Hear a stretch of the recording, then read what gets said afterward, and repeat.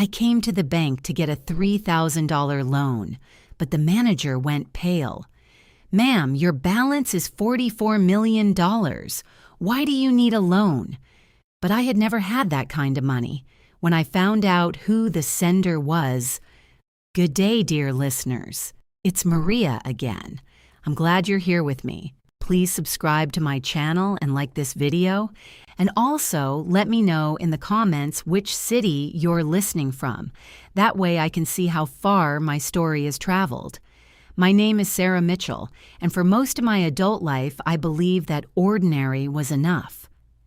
I taught 8th grade English at Jefferson Middle School in Oak Park, Illinois, a quiet suburb just west of Chicago. I drove a 7-year-old Honda Civic. I clipped grocery coupons on Sunday mornings. I graded papers at the kitchen table while the radiator knocked and hissed through the winter. I was not unhappy. I was simply a woman who had learned to fold her expectations into something small enough to carry without strain. James had been the dreamer between the two of us. My husband, James Arthur Mitchell, had believed in things I couldn't see, in long-shot investments, in handshake deals, in the right time coming. We had met in our late 20s at a library fundraiser of all places, and married 2 years later in a small ceremony in my parents' backyard in Evanston. For 17 years, we built a life together. Modest, warm, occasionally uncertain financially, but ours. Then, 3 years ago, James died of a sudden cardiac event on a Tuesday afternoon in March. He was 51. He had seemed perfectly fine at breakfast. After the funeral, after the grief that moves through you like groundwater, slow, cold, relentless, I returned to teaching. That was how I survived. Routine became my architecture. James's brother, Derek Mitchell, and his wife Carla had been present throughout. They managed the paperwork after James's death. Estate filings, account closures, the sale of James's small consulting business. At the time, I had been grateful. I was in no condition to think clearly, and Derek had positioned himself as the capable one, the organized one. "Leave it to me, Sarah," he had said more than once, squeezing my hand at the funeral. James would have wanted me to take care of things. I had let him. But grief, when it finally begins to thin, leaves behind a strange sharpness. Little details that had blurred during the worst of it began to come back into focus over the following year. A comment Derek had made once: "James's business was basically worthless by the end, you know that." That had felt odd even then, because James had seemed cautiously optimistic about a contract just weeks before he died. A drawer in James's home office that had been emptied before I'd had the chance to go through it myself. Carla's new car, a pearl-white Cadillac Escalade, appearing in their driveway not 6 months after James's death. The way she had started wearing a particular diamond bracelet she had admired aloud at Christmas and laughed off as out of our league. I told myself I was being paranoid. Grief does that, I reasoned. It makes the mind hunt for patterns that aren't there. Then came the day I needed the credit. It was a Wednesday in early October, almost exactly 3 years after James's death. The roof on my Oak Park bungalow had been leaking since August. 2 contractors had already told me the damage was more extensive than it looked from the outside. The repair estimate came to just under $3,000, and after my car insurance renewal and a plumbing issue in September, my savings account was thinner than I'd have liked. A small personal loan seemed like the simplest solution. I made an appointment at Midland Federal Bank on Lake Street, the branch where James and I had held our joint accounts for years. After his death, those accounts had been officially closed and the modest balances transferred, as Derek had explained, to cover outstanding estate fees. I had opened a new individual checking account there afterward, out of loyalty to the branch, more than anything else. I wore my gray blazer. I brought 2 forms of ID, my most recent pay stubs, and a folder with the contractor estimates. I sat across from a young branch manager named Kevin Park, who had kind eyes and a slightly crooked tie. He asked for my full name and social security number to pull my account history before processing the loan application. I watched him type. I watched his expression change. It was subtle at first, a slight pause, a blink that lasted a half-second too long. Then the color left his face in a way that reminded me of watching someone receive bad news. He leaned closer to his screen. He scrolled. He stopped. "Mrs. Mitchell," he said carefully, "I'm sorry. Before we proceed with the loan application, I need to ask you something." He turned the monitor slightly toward me, as if he needed me to see it with my own eyes to believe it. "Are you aware of the current balance in the account linked to your social security number and your late husband's estate?" I looked at the screen. The number had too many digits. My brain refused to process it correctly at first, the way it sometimes refuses to process a word you've stared at so long it stops looking like a word. $44,217,481. "I'm sorry," I said. My voice came out completely even, which surprised me. That can't be right. Kevin Park did not look like a man who had made a mistake. He looked like a man who was very carefully choosing his next words. "Mrs. Mitchell," he said quietly, "this account has been active for over 2 years. The funds appear to have originated from a series of large transfers and one significant lump sum deposit. I have to ask, do you have an attorney you can contact today?" I sat in that chair, in my gray blazer, with my folder of contractor estimates on my lap, and I thought about James's empty desk drawer. I thought about Carla's diamond bracelet. I thought about Derek's voice. "Leave it to me, Sarah." Something cold and very precise settled in my chest. I had never had $44 million in my life. But someone had known about it. Someone had known and had not told me. And I was beginning to understand exactly who that someone was. I drove home from the bank on autopilot. I don't remember stopping at the light on Harlem Avenue, but I must have, because I didn't cause an accident. I don't remember parking in my driveway. I remember sitting in the car for a long time after the engine was off, staring at the garage door with its peeling white paint and thinking, how long? That was the only question my mind would form.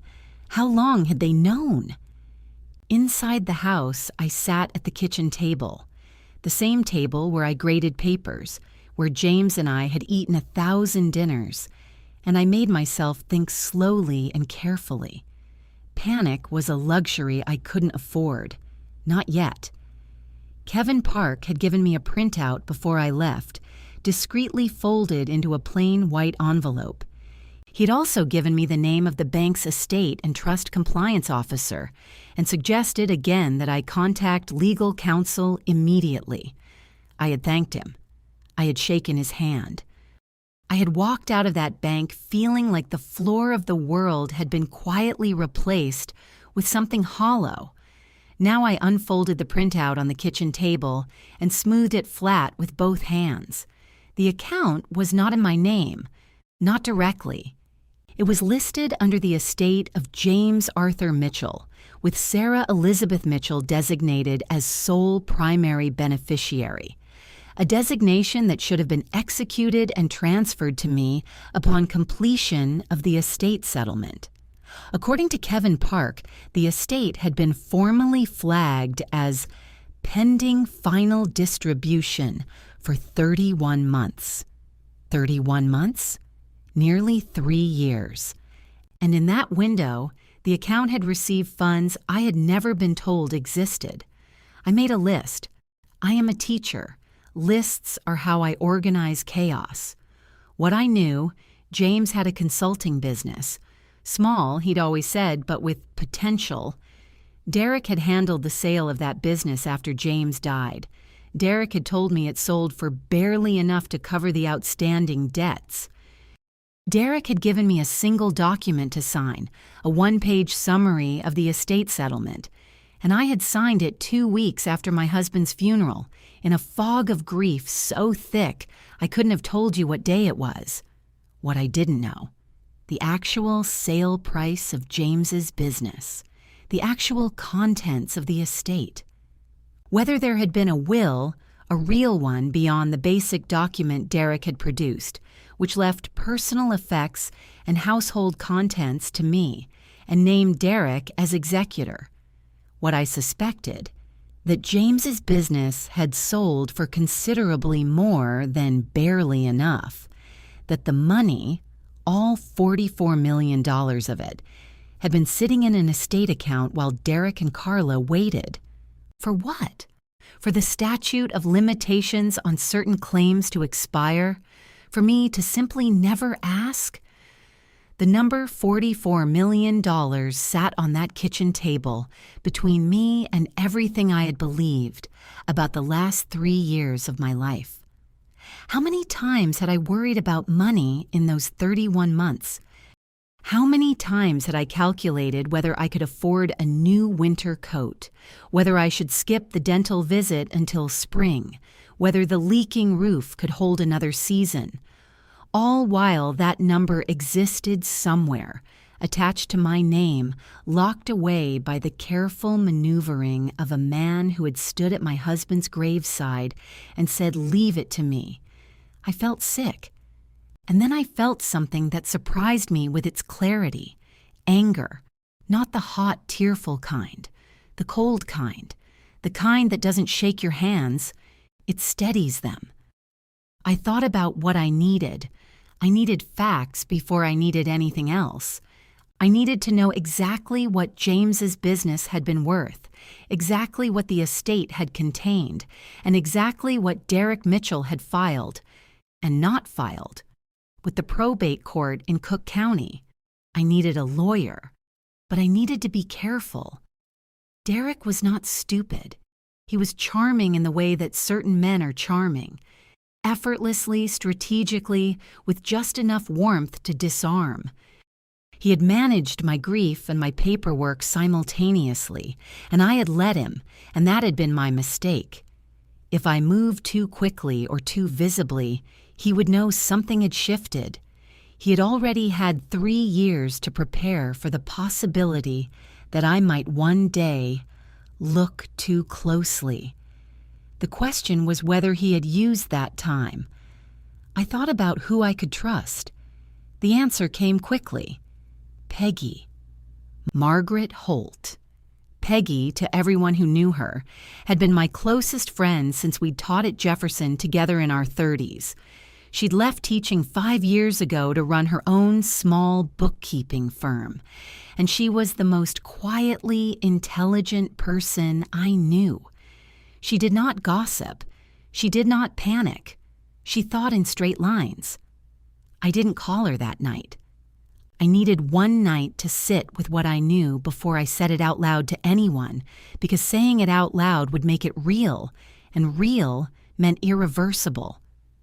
I sat at James's old desk, the one whose drawer had been emptied, and I tried to remember everything, every document I had signed, every conversation with Derek about the estate.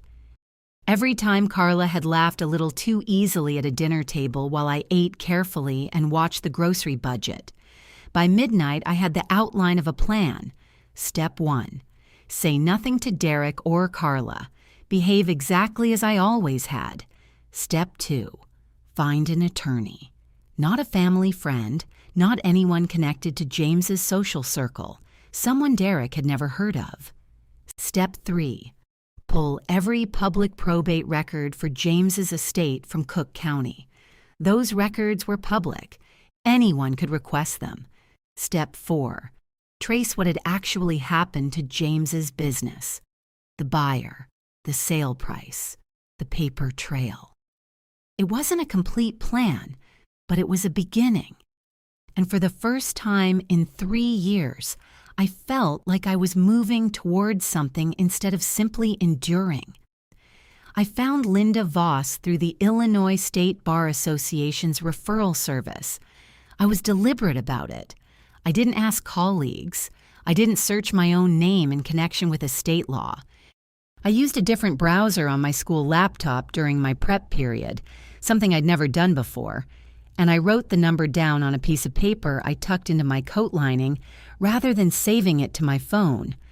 Those precautions might have seemed excessive to someone who didn't know Derek Mitchell. To me, they felt exactly proportionate. Linda Voss ran a small but well-regarded probate and estate litigation practice out of a brick office building in Wicker Park. She was 60, direct, with close-cropped silver hair and reading glasses she wore on a chain around her neck. Her office smelled like coffee and old files. She shook my hand without warmth or coldness, purely professionally, and she listened without interrupting while I laid out everything I knew. When I finished, she was quiet for a moment. "Did you retain copies of any documents Derek gave you to sign?" she asked. "Only the one-page estate summary," I said. "I have it at home." "Good, bring it to me." She picked up her pen. "Here's what we're going to do first. I'm going to request the complete probate file from Cook County. Everything Derek filed as executor. That's public record. It will tell us exactly what he disclosed to the court as estate assets." She looked at me steadily. "If the business sold for anything close to what that bank balance suggests, and he did not disclose it in the probate filing, that is fraud on the court, Mrs. Mitchell. That is not a civil matter. That is a criminal matter." I had known this, in the abstract, since the night I sat at James's desk. Hearing it said plainly in a law office made something shift in my chest. "How long will it take to get the records?" I asked. "A week, possibly 10 days. I'll also want to contact the bank's compliance officer directly. There may be fiduciary issues on their end as well, depending on how the account was managed." She set down her pen. "In the meantime, do not change your behavior in any way that would alert Derek or his wife. No unusual phone calls, no confrontations, nothing. Can you do that?" "Yes," I said. I had been doing exactly that for 4 days already. "Good." She almost smiled. "You've been careful. That's in your favor." I drove back to Oak Park feeling something unfamiliar, the specific calm of a person who has stopped waiting and started acting. The call from Carla came 11 days later, on a Thursday evening. This, in itself, was not unusual. Carla called occasionally, always with the careful warmth of someone who has practiced it. But this call had a slightly different texture. "Sarah, honey, we haven't seen you in ages," she said. "Derek was just saying we should have you over for dinner soon. He worries about you rattling around in that house alone." "That's sweet," I said. I was standing in my kitchen, watching the dark window above the sink. My reflection looked back at me, calm. "Things have just been busy at school. You know how October gets." Of course, of course." A pause, brief, but there. "Have you had any issues come up lately? Anything we could help with?" "Anything we could help with." I kept my voice warm and slightly tired. "Nothing I can't handle. The roof's been a headache, but it's getting sorted." "Oh, good." Another pause. "Well, you know Derek's always there if you need anything. Anything at all." After I hung up, I stood in the kitchen for a long moment. They knew something had moved. They didn't know what or how much. But Derek had sensors for this kind of thing. Something had tripped them. I texted Linda Voss. She called. Fishing, I think. Linda's reply came within minutes. "Expected. The Cook County records arrived today. Come in tomorrow morning." I sat across from Linda the next morning with a cup of coffee I barely touched and watched her open a manila folder on the desk between us. The Cook County probate filing for the estate of James Arthur Mitchell listed total estate assets of $240,000. The Oak Park house, listed at its assessed value, which was actually lower than market, 2 retirement accounts that had been largely drawn down during James's final illness, and the consulting business, recorded as sold for $110,000 to a holding company called Brightline Ventures, LLC. $110,000. I looked at Linda. I had Brightline Ventures traced this morning, she said. It took my investigator 4 hours. She turned a second sheet toward me. Brightline Ventures, LLC was incorporated in Delaware 14 months before James died. Its sole registered agent is a man named Thomas Carver. Thomas Carver is Derek Mitchell's college roommate and current business partner. The kitchen table, the contractor estimates, Kevin Park's face going pale. I had known it, somewhere underneath everything. But knowing and seeing are not the same thing. Seeing it on paper, clean, documented, real, was something else entirely. They sold James's business to themselves, I said. My voice was completely flat. Through a shell company, yes. Linda's expression was controlled, but her eyes were sharp. The actual sale price, based on the financial records I've obtained from the bank and from the Delaware filings, appears to have been approximately $43 million. Derek pocketed the difference, routed it through several intermediate accounts, and allowed the estate's beneficiary account, yours, ED, to technically hold the funds while he controlled access. $43 million. The gap between what James's life had actually been worth and what Derek had told me it was worth. He was waiting for the right moment to fully extract it, Linda continued, or waiting for you to simply never ask. I thought of Derek's hand squeezing mine at the funeral. James would have wanted me to take care of things. What are our next steps? I asked. Linda Voss looked at me with something that was not quite a smile but was close. We file, she said. Linda filed the petition on a Monday morning in early November. It was a formal motion to reopen the probate estate of James Arthur Mitchell in Cook County Circuit Court, accompanied by a complaint alleging fraud, breach of fiduciary duty, and theft by deception against Derek Mitchell, individually and in his capacity as executor. A concurrent referral was made to the Cook County State's Attorney's Office by the bank's Compliance Division, which had conducted its own internal review and determined that the estate account had been improperly managed for 31 months. The bank's lawyers, Linda told me, were not interested in being on the wrong side of this. I went to school that Monday and taught 3 sections of 8th grade English. We were reading To Kill a Mockingbird. I wrote the day's discussion question on the board. What does it mean to truly understand another person? The irony was not lost on me.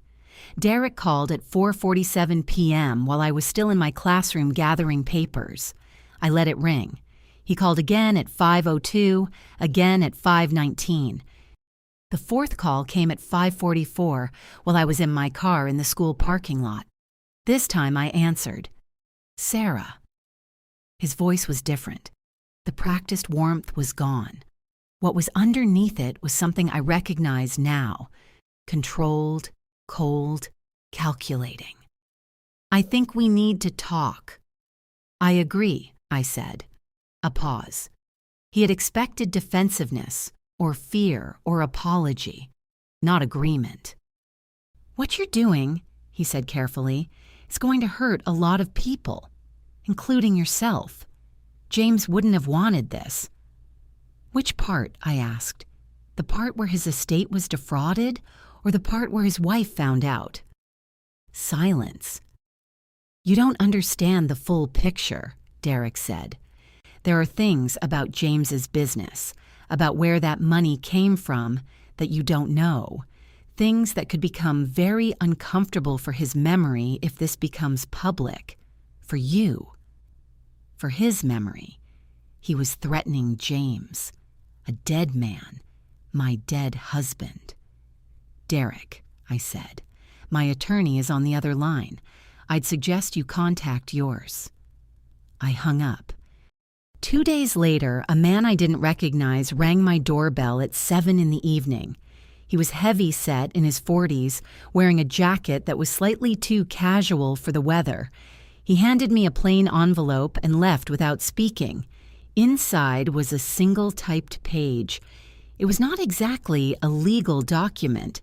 It was a letter, unsigned, suggesting that James's consulting business had been involved in certain financial arrangements that regulatory authorities might find of interest, and that pursuing the current litigation would inevitably draw scrutiny to transactions James himself had initiated. At the bottom, one line: "Some things are better left buried."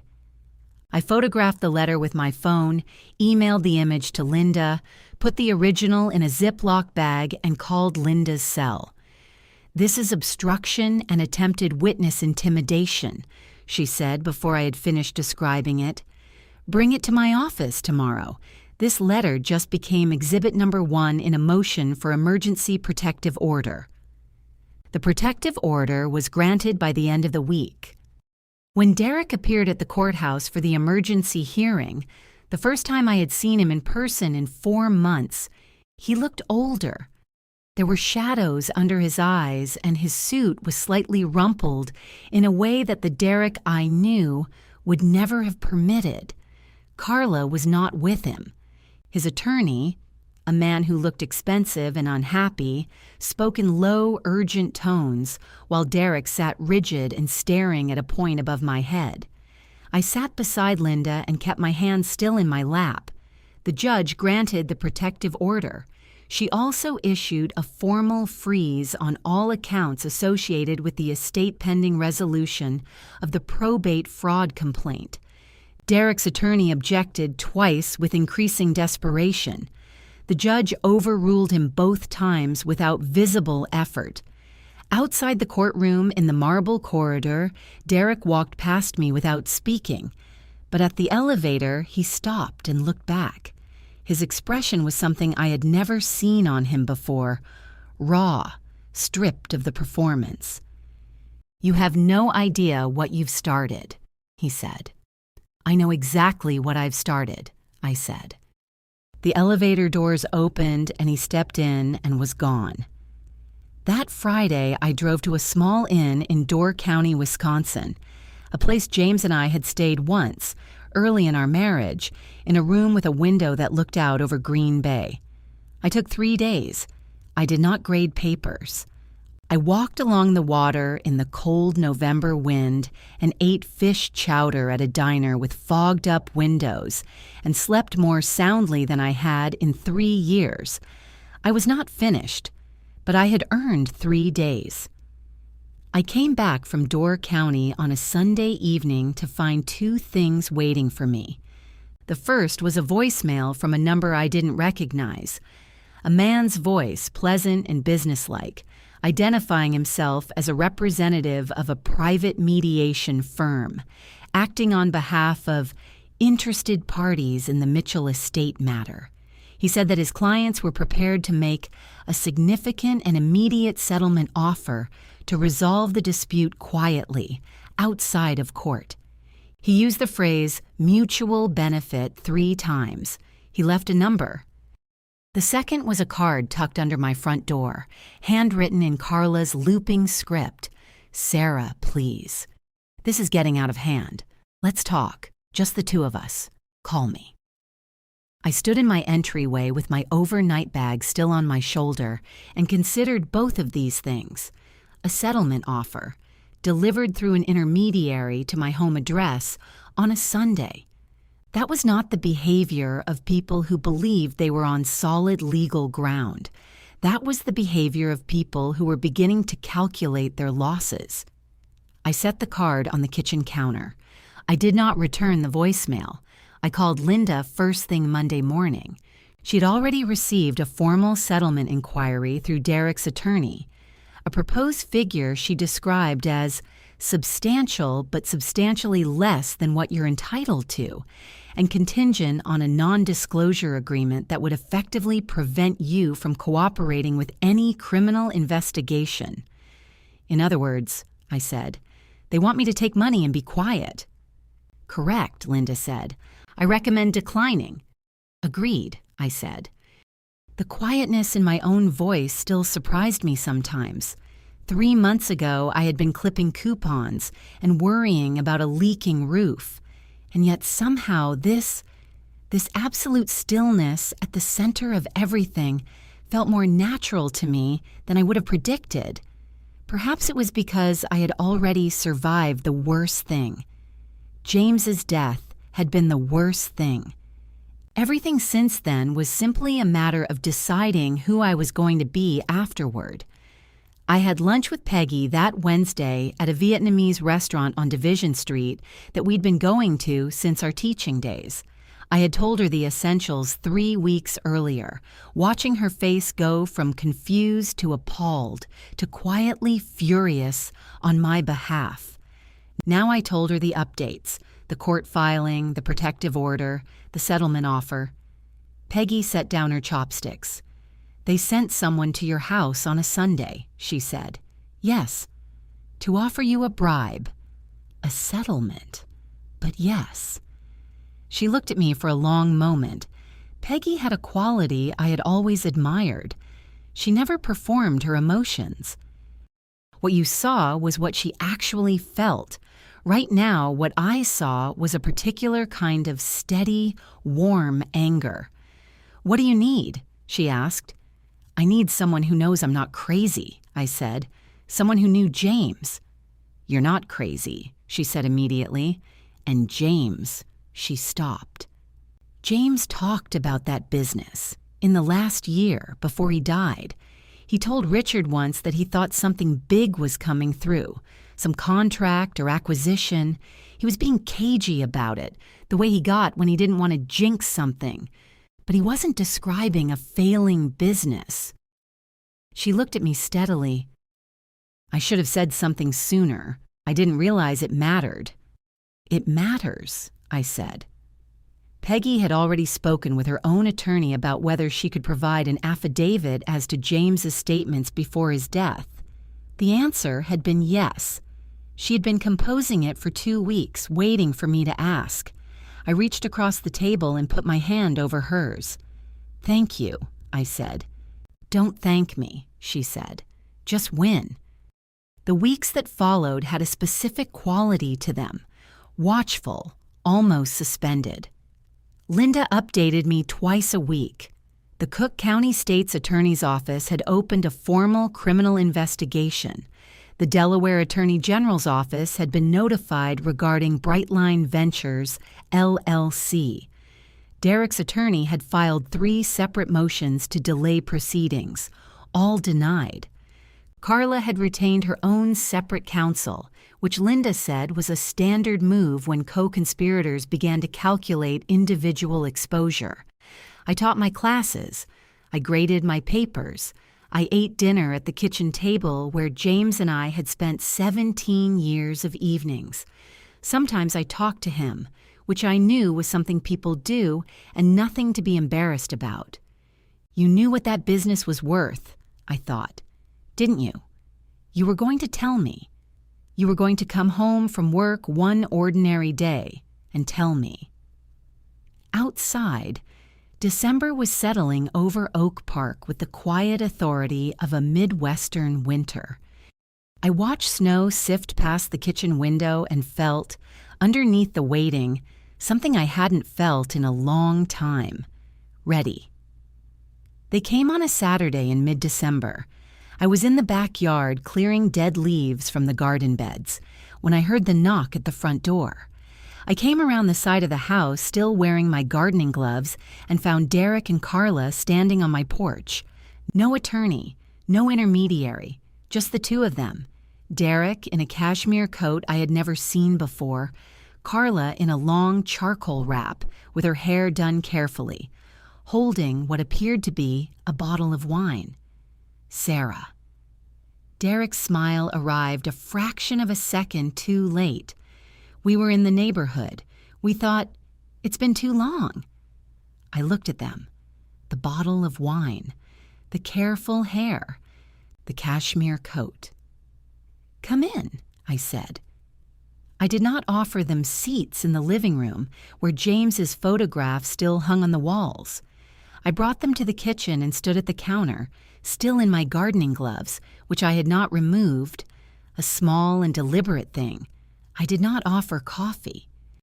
Carla set the wine on the counter and looked around the kitchen with an expression of practiced fondness. "This place hasn't changed at all," she said softly. "It's so James, isn't it? Being here, you can just feel him." I said nothing. Derek cleared his throat. "Sarah, we owe you an apology." I waited. "Things have gotten—" He paused, choosing carefully.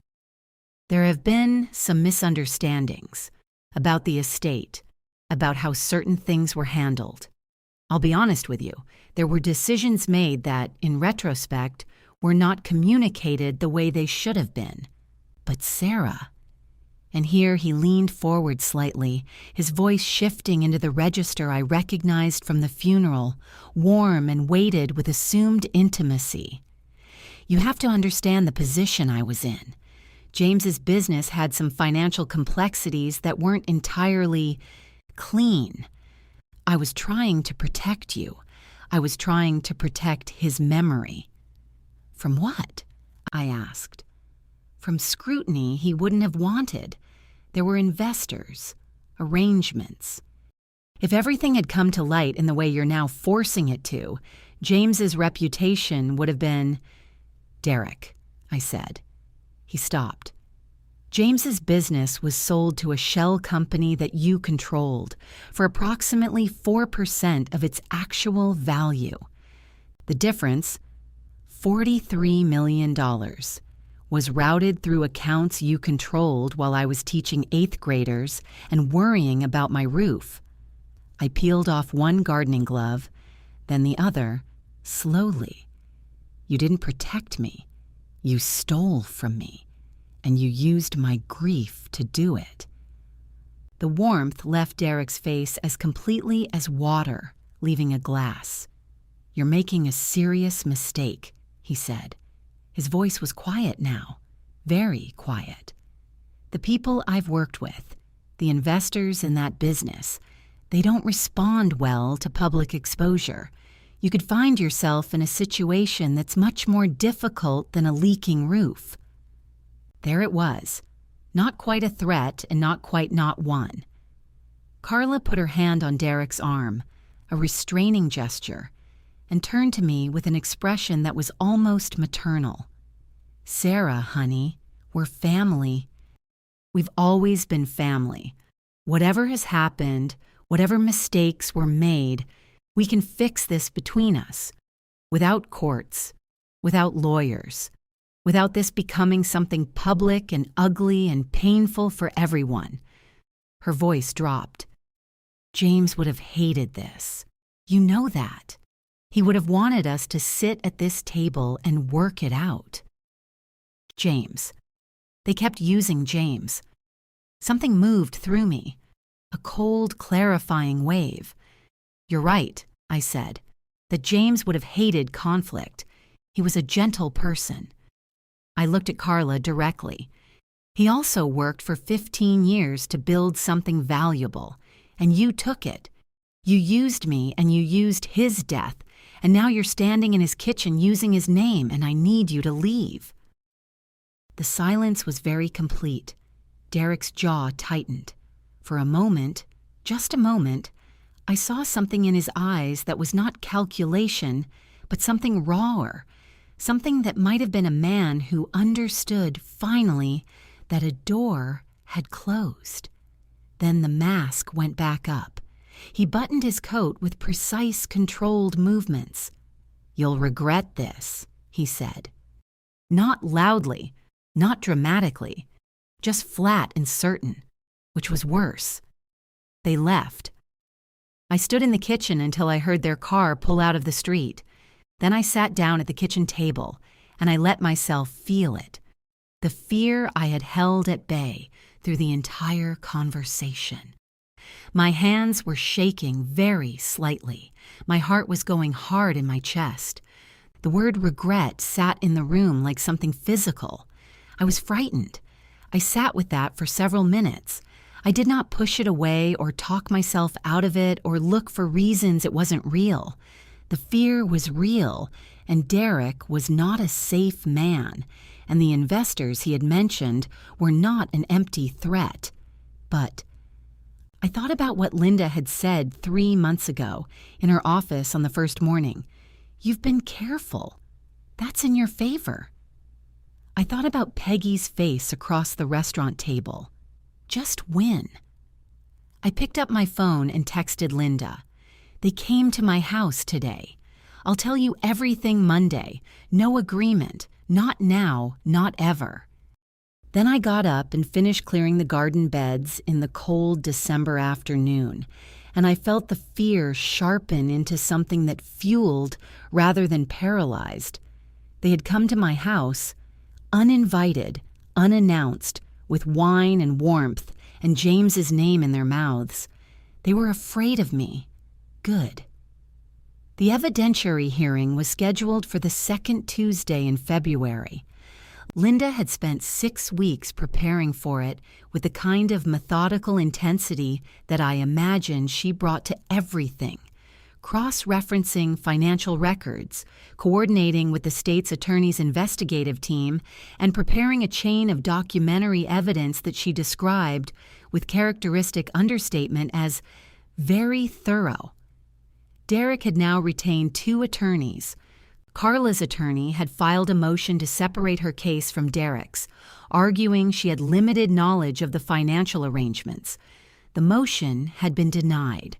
They would appear together. I arrived at the Daly Center Courthouse on a cold, clear February morning with Linda and her associate.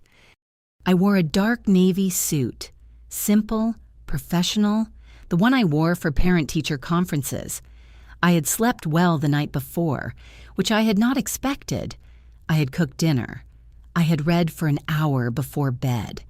My body seemed to understand something that my mind was still processing, that today was not the beginning of something, but the conclusion. The courtroom was smaller than what you see on television. Wood paneling, fluorescent lighting, the smell of old paper and institutional coffee from somewhere down the hall. Judge Elaine Carmody presided, a compact woman in her late 50s with a manner that suggested she had seen every possible variety of human deception and found all of it equally uninteresting. Derek sat at the defendant's table in a charcoal suit. He looked composed. He had arranged his face into an expression of calm reasonableness that I recognized as the same expression he'd worn at James's funeral when he was shaking hands and accepting condolences and making careful note of who was in the room. Carla sat beside him in a pale blue blazer, not looking at me. Linda presented the financial evidence first, the Cook County probate filing, the Brightline Ventures LLC incorporation records, the correspondence between Derek and Thomas Carver, James's old college roommate, Carver T., dating back 14 months before James's death, in which the structure of the sale was discussed in terms that made the intended concealment explicit. One email from Derek to Carver, dated 6 weeks before James's death, read, "She won't look closely. She's not that kind of person. We just need to be patient." I heard someone behind me draw a sharp breath when Linda read that sentence aloud. I kept my eyes on Judge Carmody. Derek's senior attorney attempted to reframe the timeline, arguing that the Brightline sale had been a legitimate arm's-length transaction, that Derek had acted in good faith as executor, that the estate account balance represented accrued interest and other funds unrelated to the sale. It was, Linda had warned me, the argument they would make, and it was the argument that the financial records dismantled cleanly and completely. Then Peggy took the stand. She was composed and precise. The Peggy I had always known. She described a dinner party in the spring before James's death, at which James had told her husband Richard, with the contained excitement of a man trying not to jinx something, that a deal was coming together that he believed would be genuinely life-changing. He had not given figures. He had said, and Peggy had remembered this, had written it down within a week of James's death, Sarah won't ever have to worry about anything. Sarah won't ever have to worry about anything. Derek's attorney objected that this was hearsay and not probative. The judge allowed it as a statement by a deceased party relevant to the estate's value and the executor's knowledge. What broke Derek's composure, or rather, what finally cracked it in a way visible to the room, was the third piece of evidence, a series of text messages recovered from a phone backup Derek's own attorney had been required to produce in discovery. Messages between Derek and Carla beginning 2 days after James's death. Linda read selected excerpts with the same measured tone she used for everything. The first, she signed. She doesn't understand what she signed. The second, from Carla. Does she suspect anything? Derek's response. She's barely functional. She won't look at numbers for months. The third, sent 14 months after James's death. Carver says we can finalize the transfer in Q1. Just keep her comfortable and off the radar. The courtroom was very quiet. Derek's junior attorney leaned over and whispered urgently in his ear. Derek shook his head once, sharply. A small, controlled movement that contained, I thought, a great deal. Judge Carmody looked up from the documents before her. "Mr. Mitchell," she said, "your attorney will have the opportunity to respond. Before he does, I want to note for the record that this court takes a very serious view of fraud upon the court, which is distinct from the civil and criminal charges currently before us. The executor of an estate is an officer of this court. The obligations of that position are not ambiguous." Derek's senior attorney rose. He began to speak. What he said was careful and well-constructed, and I could see from the judge's expression, not remotely sufficient. When it was Derek's turn to testify under oath, something happened that I had not anticipated, though perhaps I should have. He tried to implicate James. He said, carefully, incrementally, with the precision of a man who had rehearsed this, that James had been aware of and involved in the structure of the Brightline transaction, that James had, in fact, suggested the arrangement as a way to simplify the estate and protect certain investments, that Derek had been acting in accordance with James's own wishes. The room waited. Linda rose. "Mr. Mitchell," she said, "you've stated that James Mitchell was aware of and involved in the structure of this transaction. Is that correct?" "That's correct," Derek said. "And yet the Brightline Incorporation records, which we've entered into evidence, show the company was formed 14 months before James Mitchell died, during a period when, according to his medical records, also entered into evidence, he was undergoing a cardiac monitoring program and was explicitly advised by his cardiologist to reduce work stress." She paused. "Can you explain how James Mitchell participated in designing a transaction using a company structure he had no documented knowledge of, during a period when he was under medical instruction to limit his professional activities?" Derek's mouth opened. He said something. I don't remember exactly what. A partial sentence about informal conversations and understood agreements. It wasn't an answer. The room could hear that it wasn't an answer. Carla was very still beside him. She'd stopped looking at the judge. She was looking at the table in front of her with the expression of a person doing arithmetic. Judge Carmody let the silence stand for a beat longer than was comfortable. Then she turned to the bailiff. The rest of the afternoon was legal procedure. Motions, responses, the judge's preliminary findings, which were not her final ruling, but which left no meaningful ambiguity about where that ruling was going. I sat beside Linda and watched Derek Mitchell's world close around him from all sides, slowly and completely, and I felt no satisfaction and no grief, only the particular stillness of something finished. Outside the courthouse in the winter afternoon, Linda stood beside me on the stone steps and said, "That went as well as it could have gone." "Yes," I said. The Chicago wind came off the lake and I turned my face into it for a moment, eyes closed. "James," I thought, "he tried to use your name at the end. I'm sorry, but I think we won." Judge Carmody issued her full ruling 3 weeks later. Linda called me at school during my lunch break. I walked out into the hallway and stood near the water fountain and listened. The civil findings were complete and unambiguous. Derek Mitchell had committed fraud upon the probate court of Cook County. He had breached his fiduciary duty as a state executor in the amount of approximately $42,800,000. The court ordered the full return of all misappropriated funds to the estate of James Arthur Mitchell, with interest calculated from the date of the Brightline Ventures sale.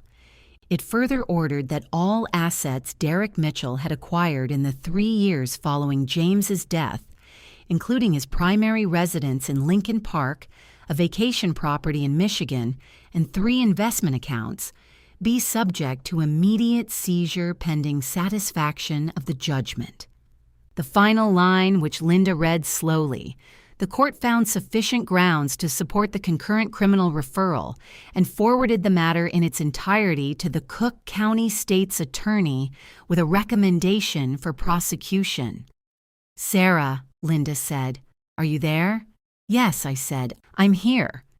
"The estate funds will be distributed to you as sole beneficiary within 60 to 90 days. You own your life now, all of it." I walked back to my classroom. My students were eating lunch at their desks, talking and laughing about something I didn't catch. I sat at my teacher's desk and looked at them, and I thought, "James, it's done." The criminal charges were filed 6 weeks later. Derek was charged with estate fraud, fraud upon the court, theft by deception, and criminal obstruction of justice. Thomas Carver was charged as a co-conspirator. Carla was charged with conspiracy and criminal fraud for her knowing participation in the concealment. Derek's bail was set at $2 million. The judge declined to reduce it. I was not present for the arraignment. I had given my statements, cooperated fully with investigators, and made no public spectacle of any of it. The truth had moved through the system on its own weight. That was enough. Carla cooperated with the state's attorney's office in exchange for a suspended sentence and a substantial financial penalty. Derek refused any plea. His attorney described this, in an interview I read once and set down, as a principled stand by a man who maintains his innocence. The trial took 11 days. I testified for 4 hours, calmly, directly, without ornamentation. When Derek's attorney attempted, during cross-examination, to suggest that James had willingly designed the arrangement, I looked at the jury and said, "My husband told his friends, 6 months before he died, that a deal was coming together that meant his wife would never have to worry about anything. He never got to tell me himself. What I got instead was a condolence card from his brother. The jury deliberated for 2 days. Derek Mitchell was convicted on all counts. At sentencing, the judge noted the premeditated nature of the scheme, the exploitation of the victim's grief as a mechanism of concealment, and the defendant's complete refusal to accept responsibility. She sentenced Derek to 11 years in the Illinois Department of Corrections, with parole eligibility after serving 60%. I sat in the courtroom gallery and watched the bailiff lead Derek Mitchell away. He did not look at me. I had not expected him to. The funds were released on a Thursday afternoon in April. Kevin Park handed me the confirmation paperwork with the quiet satisfaction of someone who had been part of something meaningful. "Congratulations, Mrs. Mitchell," he said. "Thank you," I said, "for everything that day in October." He shook his head. "You had already figured it out before you sat down. I just confirmed it." I did not quit teaching.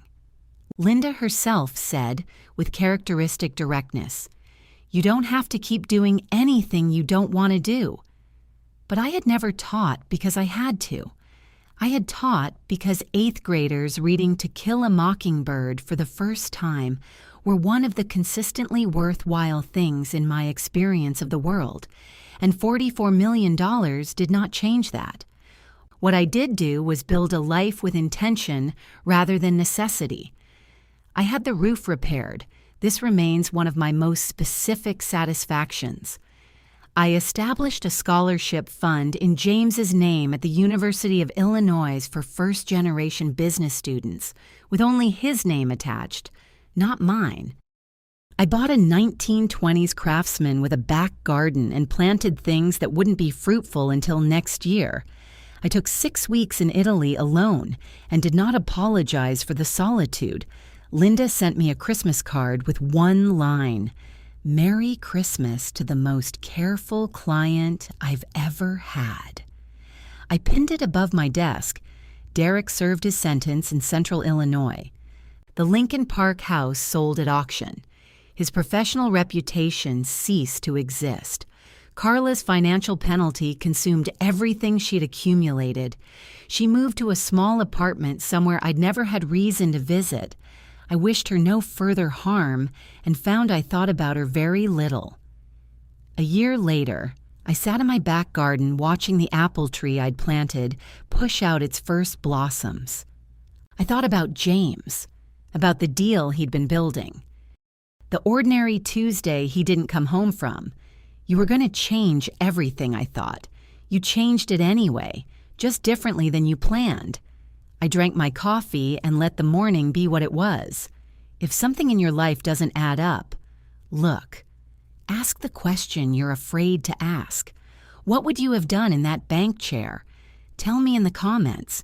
Thank you for listening. It meant everything.